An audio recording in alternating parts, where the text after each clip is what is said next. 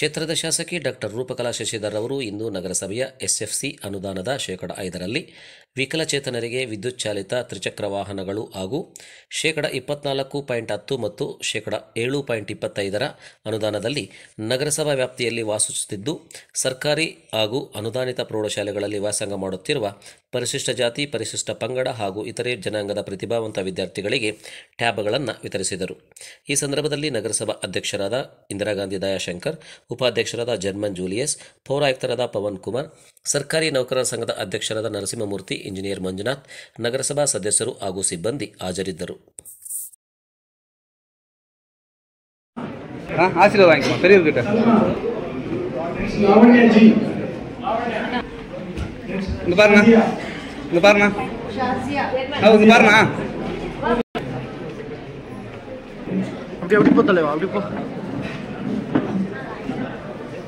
ಅಭಿನಯ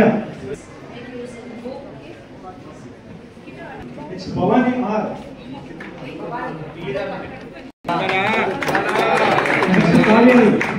ವೆಟ್ರಿ ಎನ್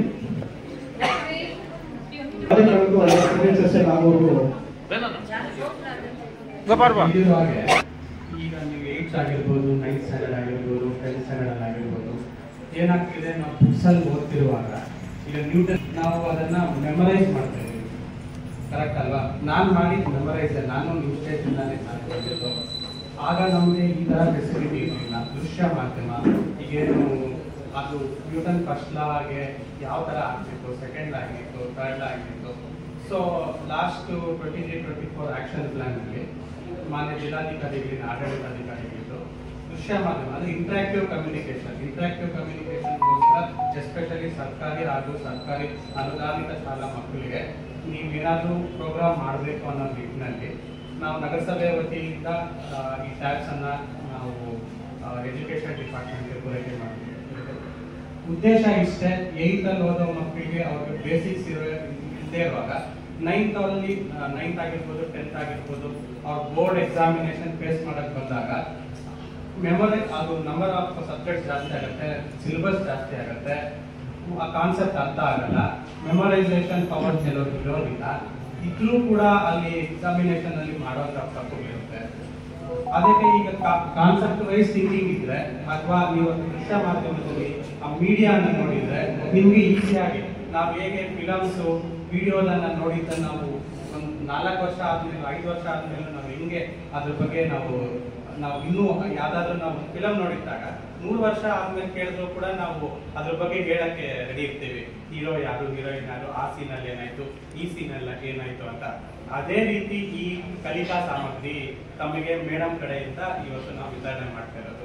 ಉದ್ದೇಶ ಇಷ್ಟೇ, let's not leave up to lot learning. ಇಲ್ಲಿರೋಂಥವ್ರು ತಾವು ಕಾನ್ಸೆಪ್ಟ್ ಓರಿಯೆಂಟೆಡ್ ಅಥವಾ ಫಂಡಮೆಂಟಲ್ಸ್ ಓರಿಯೆಂಟೆಡ್ ಮಾಡ್ಕೊಂಡ್ರೆ ತಮಗೆ ನಾಳೆ ಇಂಜಿನಿಯರಿಂಗ್ ಆಗಿರ್ಬೋದು ಅಥವಾ ಮೆಡಿಕಲ್ ಆಗಿರ್ಬೋದು ಅಥವಾ ಸೈಂಟಿಸ್ಟ್ ಆಗಿರ್ಬೋದು, ಆ ಫಂಡಮೆಂಟಲ್ಸೇ ನಿಮ್ಗೆ ರಿಫ್ಲೆಕ್ಟ್ ಆಗುತ್ತೆ. ನಾನೇನಾದ್ರು ತಪ್ಪು ಹೇಳ್ತಾ ಇದ್ದೀನ? ನಿಮ್ಗೆ ಎಷ್ಟು ಜನ ಇಲ್ಲಿ ಮೆಮೊರೈಸ್ ಮಾಡ್ತೀರಾ? ಅಂದ್ರೆ ಏನಂತಾರೆ, ಬೈ ಹಾರ್ಟ್ ಯಾರು ಮಾಡ್ತೀರಾ? ಕಟ್ ಮಾಡೋದು ಬೈ ಹಾರ್ಟ್ ಮಾಡೋಂಥವ್ರು ಅದು ನಾನು ಮಾಡಿದ್ದೀನಿ. ಆವಾಗ ನಮ್ಗೆ ಇದು ಫೆಸಿಲಿಟಿ ಇರ್ಲಿಲ್ಲ. ನಾನು ಹೇಳ್ತಿರೋ 2012 ನಮ್ಗೆ ಫೆಸಿಲಿಟಿ ಇರ್ಲಿಲ್ಲ.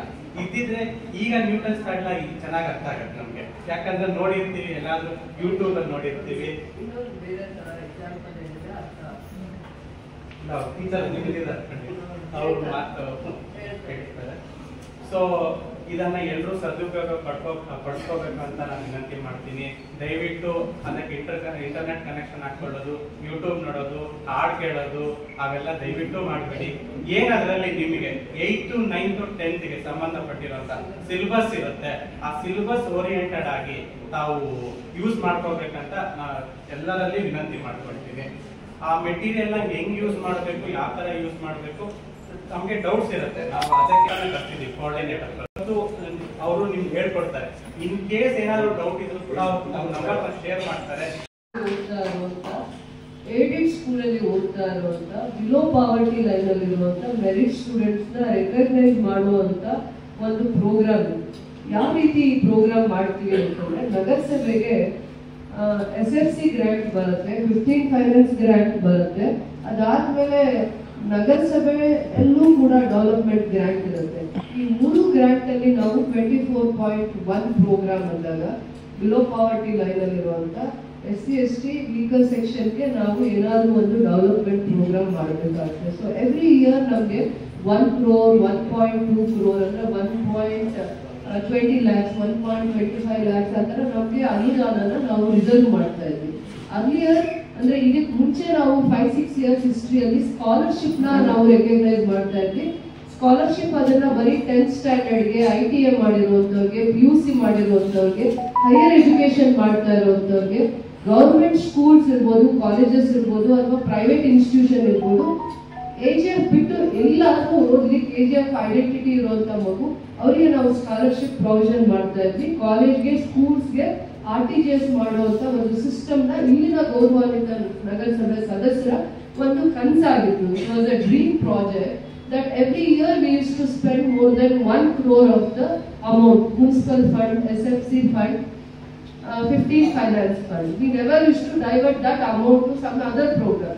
We used to reserve that amount only for the scholarship. ಇದು ಒಂದು ಸಂದರ್ಭ ನಮಗೆ ನಗರಸಭೆ ಇಂದ DC ಅವರ ಒಂದು ಕನ್ಸರ್ನ್ ಏನ್ ತಗೊಂಡಿದೀವಿ ಅಂದ್ರೆ we have to recognize the merit students.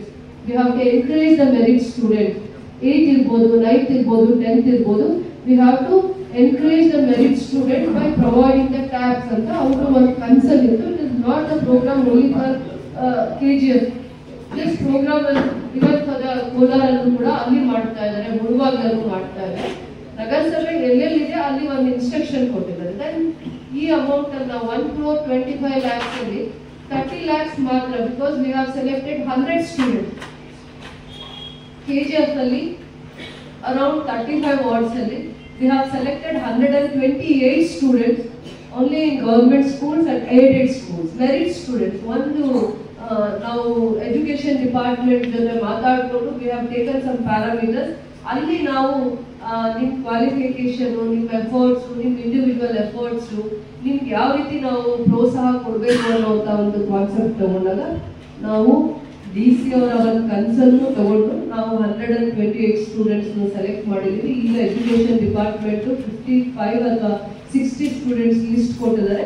ಆಮೇಲೆ ಪ್ರತಿ ವಾರ್ಡಲ್ಲೂ ಕೂಡ ಯಾರು ಗೌರವಾನ್ವಿತ ನಗರಸಭೆ ಸದಸ್ಯರಿದ್ದಾರೆ, ಎರಡೆರಡು ಆ ವಾರ್ಡ್ ಸಂಬಂಧಪಟ್ಟಿರುವಂತವ್ರು, ಅಂದ್ರೆ ಪ್ರತಿ ವಾರ್ಡಲ್ಲೂ 2 ಮೆರಿಟ್ ಸ್ಟೂಡೆಂಟ್ಸ್ ನ ನೀವು ರೆಕಗ್ನೈಸ್ ಮಾಡ್ತಾ ಇದ್ದೀರಾ.